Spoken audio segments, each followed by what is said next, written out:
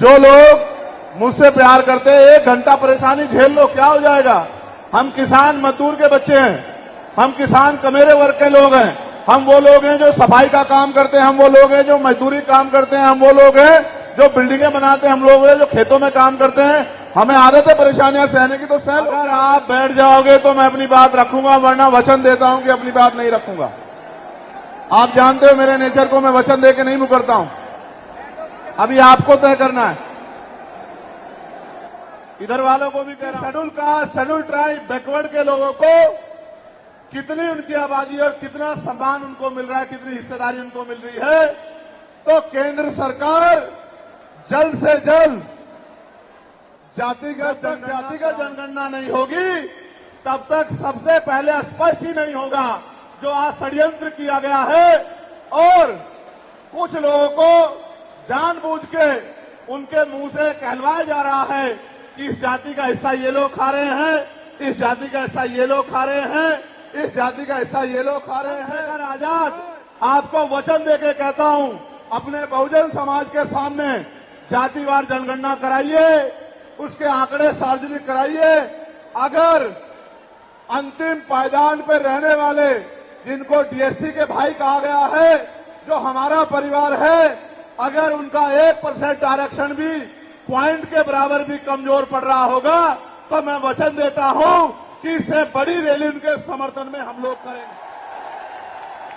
मैं फिर आपसे कह रहा हूं, आप याद करो, जब से इस देश में आरक्षण व्यवस्था लागू हुई है, इस आरक्षण को खत्म करने के लिए चाहे वो कांग्रेस पार्टी रही हो या भारतीय जनता पार्टी रही हो या और कोई मनुवादी दल रहा हो, इन्होंने एडी चोटी के जोर डाली की जा रही है। ये वही जातियां हैं जिन्होंने अपने बच्चे कुर्बान कर दिए लेकिन अपने अधिकारों की रक्षा की और आज भी इस देश में आरक्षण बचा हुआ है, नौकरियां बची हुई है, हिस्सेदारी बची हुई है, राजनीतिक व्यवस्था कायम है, लोकतांत्रिक व्यवस्था है। तो धन्यवाद करना चाहिए उन जातियों का जिन्होंने अपने प्राणों का बलिदान दे दिया, लाठी डंडे खाए, गोलियां खाई, लेकिन अपने अधिकारों को छीनने नहीं दिया। सब लोगों को उनका धन्यवाद। दुश्मन का ये षड्यंत्र है और दुश्मन बड़ा समझदार है। दुश्मन जानता है कि 2 अप्रैल 2018 के बाद में ये दलित समाज एकजुट हो गया था। जब दलित समाज एकजुट हुआ तो वो ये सोचने लगे कि इनकी एकता को कैसे तोड़ा जाए। आप और मैं जानते हैं, जब हम मुट्ठी बनकर रहेंगे तो कोई हमारे अधिकारों को नहीं छीन सकता, कोई हैसियत नहीं बनेगी।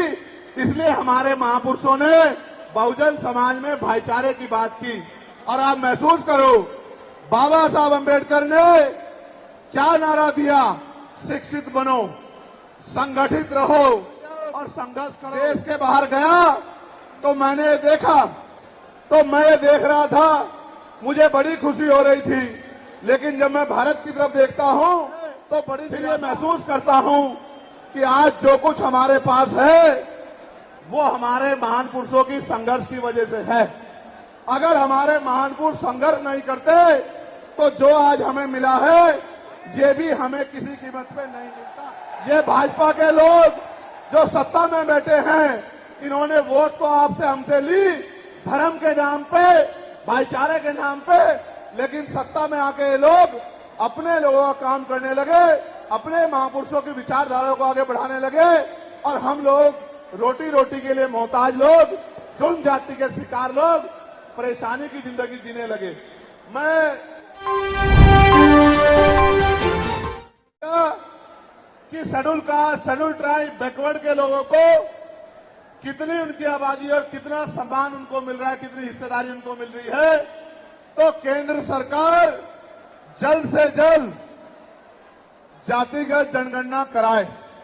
जब तक जातिगत जनगणना नहीं होगी तब तक सबसे पहले स्पष्ट ही नहीं होगा जो आज षड्यंत्र किया गया है और कुछ लोगों को जानबूझ के उनके मुंह से कहलवाया जा रहा है कि इस जाति का हिस्सा ये लोग खा रहे हैं, इस जाति का हिस्सा ये लोग खा रहे हैं, इस जाति का हिस्सा ये लोग खा रहे हैं। मैं चंद्रशेखर आजाद आपको वचन देके कहता हूं, अपने बहुजन समाज के सामने जातिवार जनगणना कराइए, उसके आंकड़े सार्वजनिक कराइए। अगर अंतिम पायदान पर रहने वाले, जिनको डीएससी के भाई कहा गया है, जो हमारा परिवार है, अगर उनका 1% आरक्षण भी पॉइंट के बराबर भी कमजोर पड़ रहा होगा तो मैं वचन देता हूं कि इससे बड़ी रैली उनके समर्थन में हम लोग करेंगे। मैं फिर आपसे कह रहा हूं, आप याद करो, जब से इस देश में आरक्षण व्यवस्था लागू हुई है, इस आरक्षण को खत्म करने के लिए चाहे वो कांग्रेस पार्टी रही हो या भारतीय जनता पार्टी रही हो या और कोई मनुवादी दल रहा हो, इन्होंने एड़ी चोटी के जोर लगाए। और आज जिन जातियों को गाली दी जा रही है, ये वही जातियां हैं जिन्होंने अपने बच्चे कुर्बान कर दिए लेकिन अपने अधिकारों की रक्षा की, और आज भी इस देश में आरक्षण बचा हुआ है, नौकरियां बची हुई है, हिस्सेदारी बची हुई है, राजनीतिक व्यवस्था कायम है, लोकतांत्रिक व्यवस्था है। तो धन्यवाद करना चाहिए उन जातियों का जिन्होंने अपने प्राणों का बलिदान दे दिया, लाठी डंडे खाए, गोलियां खाई, लेकिन अपने अधिकारों को छीनने नहीं दिया। सब लोगों को उनका धन्यवाद करना चाहिए। लेकिन दुश्मन का ये षड्यंत्र है और दुश्मन बड़ा समझदार है। दुश्मन जानता है कि 2 अप्रैल 2018 के बाद में ये दलित समाज एकजुट हो गया था। जब दलित समाज एकजुट हुआ तो वो ये सोचने लगे कि इनकी एकता को कैसे तोड़ा जाए। आप और मैं जानते हैं, जब हम मुट्ठी बनकर रहेंगे तो कोई हमारे अधिकारों को नहीं छीन सकता, लेकिन जब जब हम बट जाएंगे, एक उदाहरण के तौर पे बताता हूं, अगर आप झाड़ू की सिक्कों को इकट्ठा कर दोगे, वो सिक्के जो हैं एकजुट हो जाएंगे, उनको बांध दिया जाएगा तो वो सारा कचरा साफ कर देंगे। लेकिन अगर वो जो सिक्के होते हैं, अगर आपने उनको अलग अलग कर दिया तो वो कचरा साफ नहीं कर पाएंगे, वो खुद कचरा बन जाएंगे, उनकी कोई हैसियत नहीं बनेगी। इसलिए हमारे महापुरुषों ने बहुजन समाज में भाईचारे की बात की। और आप महसूस करो, बाबा साहब अम्बेडकर ने क्या नारा दिया? शिक्षित बनो, संगठित रहो और संघर्ष करो। हमें शिक्षित भी बनना है, संगठित भी होना है और अपने विरोधियों बैरियों के खिलाफ संघर्ष भी करना है, अपने अधिकारों के लिए संघर्ष भी करना है। मैं जब देश के बाहर गया तो मैंने देखा कि वो लोग तरक्की कर रहे हैं, उनकी जिंदगी खुशहाल है, उनकी जिंदगी अच्छी बन रही है। लेकिन उनकी जिंदगी तो अच्छी बन रही है, लेकिन 75 साल की आजादी के बाद आज भी भारत में 80% लोग ऐसे हैं जो रोटी कपड़ा मकान से वंचित है, जिनको इज्जत की जिंदगी नहीं मिल रही। तो मैं ये देख रहा था, मुझे बड़ी खुशी हो रही थी, लेकिन जब मैं भारत की तरफ देखता हूं तो बड़ी निराशा हाथ लगती है। फिर ये महसूस करता हूं कि आज जो कुछ हमारे पास है वो हमारे महान पुरुषों की संघर्ष की वजह से है। अगर हमारे महान पुरुष संघर्ष नहीं करते तो जो आज हमें मिला है ये भी हमें किसी कीमत पे नहीं मिलता। आप जानते हैं, हमेशा आरक्षण के खिलाफ चाहे सुप्रीम कोर्ट हो या मनुवादी दल हो, सब लोगों ने आरक्षण को समाप्त करवाने के लिए एड़ी चोटी के जोर लगा दिए। और इसका सबसे बड़ा हमला इस पे कब हुआ? जब 10% ईडब्ल्यूएस लागू हुआ। मुझे माफी चाहते हुए कहना है कि हमारे दलों ने भी हाथ उठा के, जो हमारे पूर्व के दल थे, उनका समर्थन किया, जबकि वो आरक्षण पे सबसे बड़ा हमला था। अगर उसी दिन हम लोगों ने सड़कों पर निकल के अपनी आवाज को उठाया होता तो किसी की मां ने दूध नहीं पिलाया होता कि वो दोबारा आरक्षण पे हमला करने के बारे में सोच लेता। ये भाजपा के लोग जो सत्ता में बैठे हैं, इन्होंने वोट तो आपसे हमसे ली धर्म के नाम पे, भाईचारे के नाम पे, लेकिन सत्ता में आके ये लोग अपने लोगों का काम करने लगे, अपने महापुरुषों की विचारधारा को आगे बढ़ाने लगे और हम लोग रोटी रोटी के लिए मोहताज लोग, जुल्म जाति के शिकार लोग परेशानी की जिंदगी जीने लगे। मैं चाहता हूं कि जो जिंदगी हमारे लोग ऑस्ट्रेलिया में जी रहे हैं, ऑस्ट्रिया में जी रहे हैं, इटली में जी रहे हैं, यूरोप में जी रहे हैं, पूरे अमेरिका में जी रहे हैं, कनाडा में जी रहे हैं, हॉलैंड में जी रहे हैं, नीदरलैंड में जी रहे हैं, ऐसी जिंदगी की व्यवस्था भारत में भी हो। लेकिन ये तभी संभव है जब राजनीतिक शक्ति हमारे पास हो। अगर राजनीतिक शक्ति भाजपा और कांग्रेस के पास रहेगी तो हम लोग इज्जत की जिंदगी इस देश में नहीं जी सकते। इस बात को आप लोग मेरी ध्यान रखना। ये मैं नहीं कह रहा हूं, ये बाबा साहब अंबेडकर ने कहा, political power is the master की। राजनीतिक सत्ता वो चाबी है जो आपकी सारी परेशानियों का हल कर देगी। और राजनीतिक सत्ता जिनके पास है उनके लोग हजारों हजारों करोड़ रुपए लेके भाग जाते। उनके लोग उनके पूंजीपतियों के लाखों लाखों करोड़ रुपए माफ कर दिए जाते। लेकिन अगर आपका 10,000 रुपए का बिल भी बाकी हो तो 10,000 रुपए का बिल भी अगर आप नहीं दोगे तो मुकदमा लिख के आपको जेल भेजने का काम सरकार कर देगी और आपके घर की कुर्की भी करा देगी। आप किसानों का, मजदूरों का हाल देख लो, आप नौजवानों का हाल देख लो इस देश में क्या है। तो हमारी सबसे बड़ी मांग ये है, आप समर्थन करके बताना कि आप इस पर सहमत हो या नहीं हो। बताओ, जातिवार जनगणना होनी चाहिए नहीं होनी चाहिए? एक सुर में बताओ, होनी चाहिए नहीं होनी चाहिए? साथ साथ इस देश में जातिवार जनगणना के साथ साथ जितने भी सरकारी संस्थान हैं, चाहे वो जुडिशरी हो जहां से हमारे खिलाफ लगातार फैसले आते हैं, चाहे वो आर्मी हो, चाहे वो और कोई सरकारी संस्था हो, सब लोग सब जगह पे आरक्षण व्यवस्था लागू होनी चाहिए। बताओ, होनी चाहिए नहीं होनी चाहिए? दोनों हाथ उठा के बताओ, होनी चाहिए नहीं होनी चाहिए? बहुत अच्छी बात। साथ साथ हमारी ये भी मांग है जो मैंने पार्लियामेंट में भी उठाई कि निजी क्षेत्रों में आप इस बात को समझो गौर करके, इस देश में 2% सरकारी नौकरियां, कितने परसेंट? जोर से बताओ। 98% प्राइवेट सेक्टर है। कुछ ऑर्गेनाइज है, कुछ अनऑर्गेनाइज है।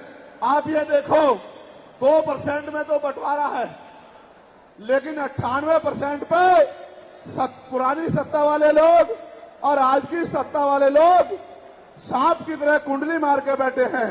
ना वहां SC/ST के लोगों का कोई प्रतिनिधित्व है, ना OBC के लोगों का है, ना ही मुस्लिम लोगों का है।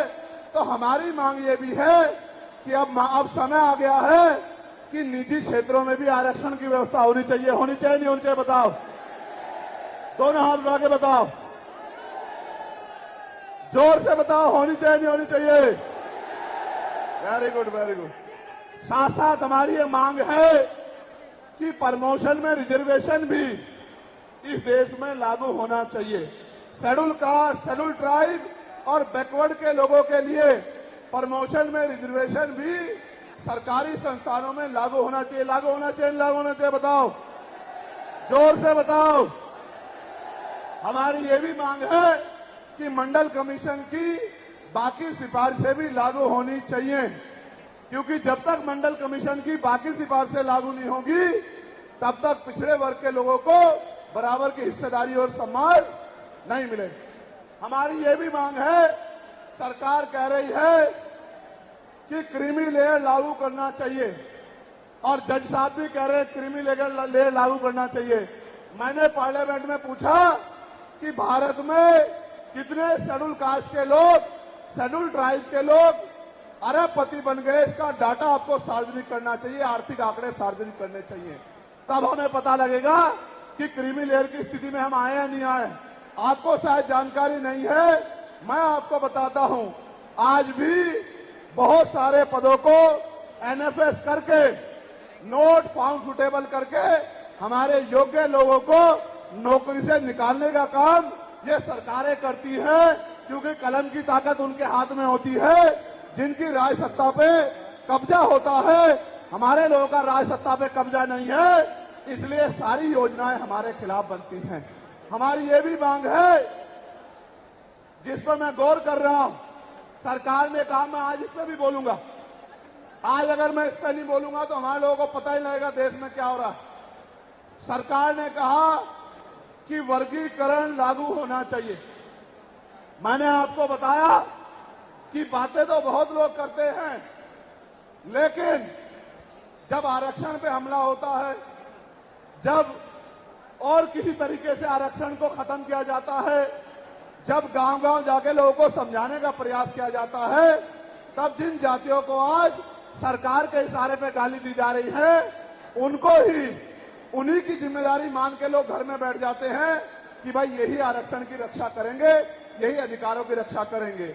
लेकिन सच ये है, अगर सरकार की मंशा वर्गीकरण के जरिए वास्तविकता में निचले पायदान पे बैठे अंतिम व्यक्ति को ऊपर उठाने की होती, तो जिस तरह से 10% आर्थिक आधार पर आरक्षण की व्यवस्था की गई थी, 10% आरक्षण की व्यवस्था डीएससी के भाइयों के लिए, डीएससी परिवारों के लिए सरकार कर सकती थी। उनका कोई मतलब नहीं बैठता था कि इन्हीं में टुकड़ा डाल दे, क्योंकि सरकार जानती है इनमें बंटवारा हो जाएगा तो इनके खिलाफ आंदोलन आसान हो जाएगा, इनको पता भी नहीं चलेगा कब इनके अधिकार खत्म हो गए। मैं आपसे कहना चाहता हूं, सरकार बताए उनके पास वर्गीकरण की क्या पॉलिसी है, किस आधार पे वो वर्गीकरण करना चाहते हैं, कौन से आंकड़े उनके पास है, कौन से डाटा उनके पास है। मैं सरकार से जानना चाहता हूं, सरकार कमेटियां बना दे और वर्गीकरण किस फॉर्मूले पे करेगी ये भी बता दे। हम सरकार को भी सुनना चाहते हैं। अभी देश में पिछले दरवाजे से कुछ नहीं होगा, जो कुछ होगा आमने सामने होगा। अगर हमारे अधिकारों की बात आएगी तो लड़ाई आमने सामने लड़ी जाएगी। सरकार ये भी बताए क्या वह रोस्टर में बदलाव करेगी, क्या सरकार रोस्टर में बदलाव करेगी, सरकार बताएगी।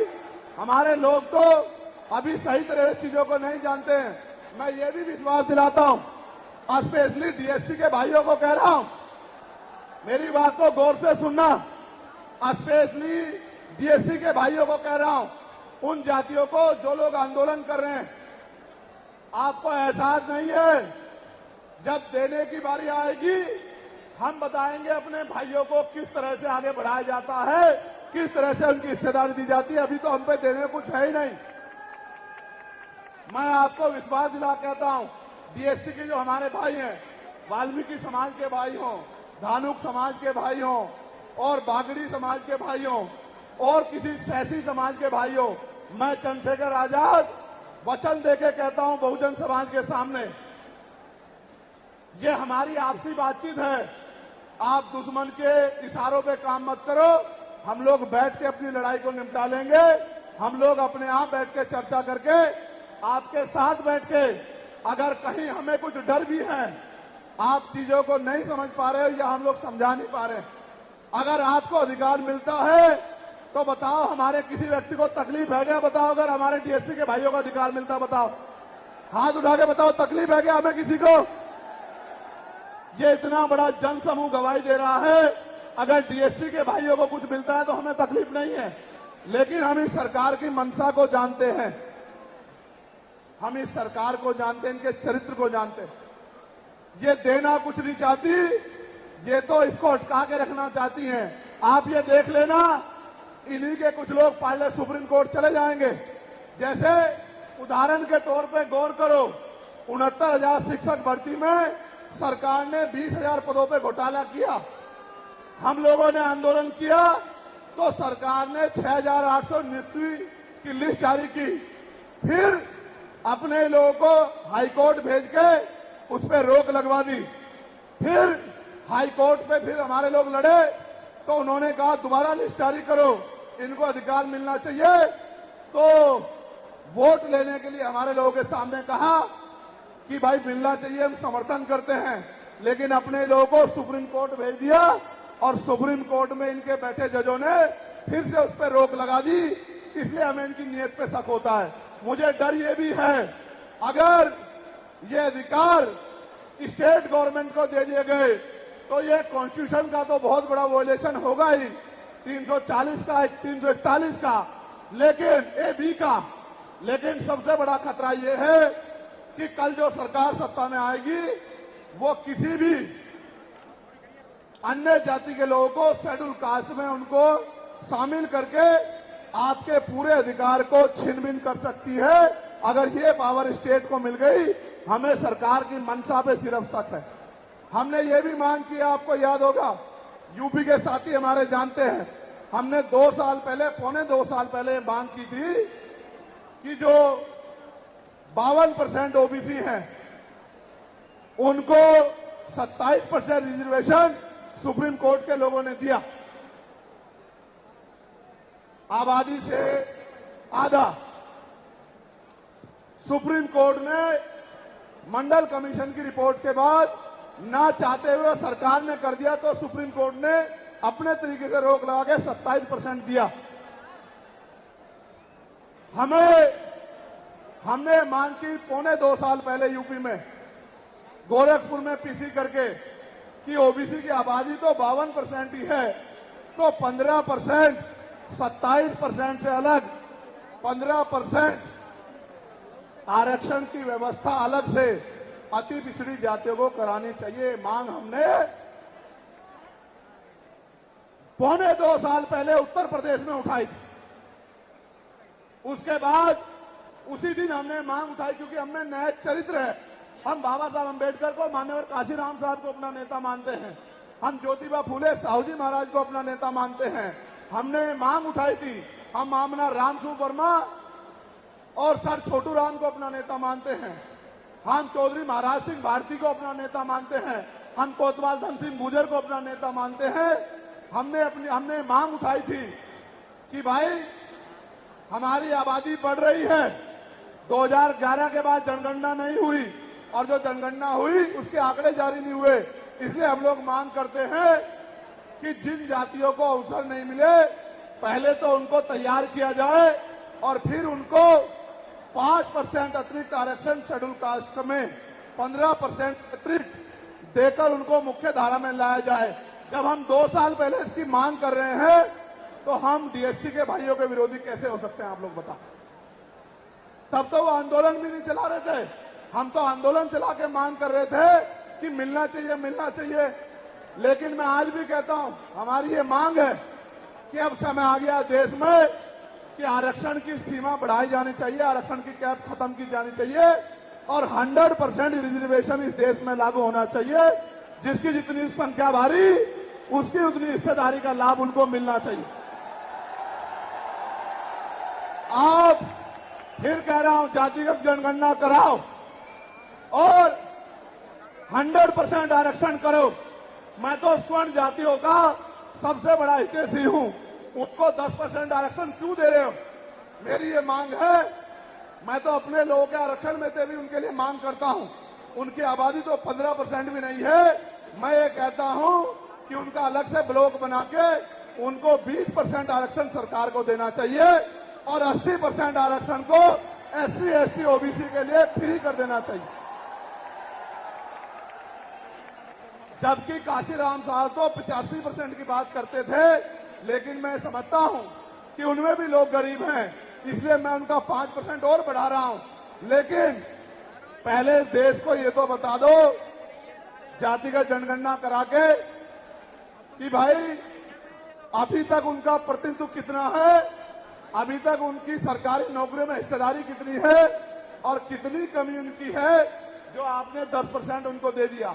आज हम लोग एक और मांग भी उठाते हैं कि कास्ट का आरक्षण बढ़ा के उसकी संख्या के आधार पे 25% करना चाहिए। बताओ सहमत हो, नहीं सहमत हो? जोर से हाथ उठा के, दोनों हाथ उठा के बताओ सहमत हो, नहीं सहमत हो? तो ये हमारी वो मांगे हैं जिनके लिए आज हम लोग यहां इकट्ठा हुए हैं।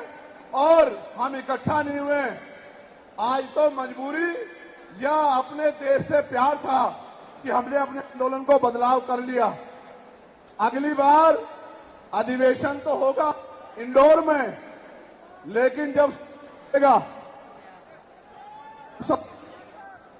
तो इस बार एक और बड़ा आंदोलन रामलीला मैदान में, और रामलीला मैदान से अपनी ही पार्लियामेंट का घेराव करके अपनी मांगों को उठाने के लिए हम लोग करेंगे। बताओ मदद करोगे, नहीं करोगे?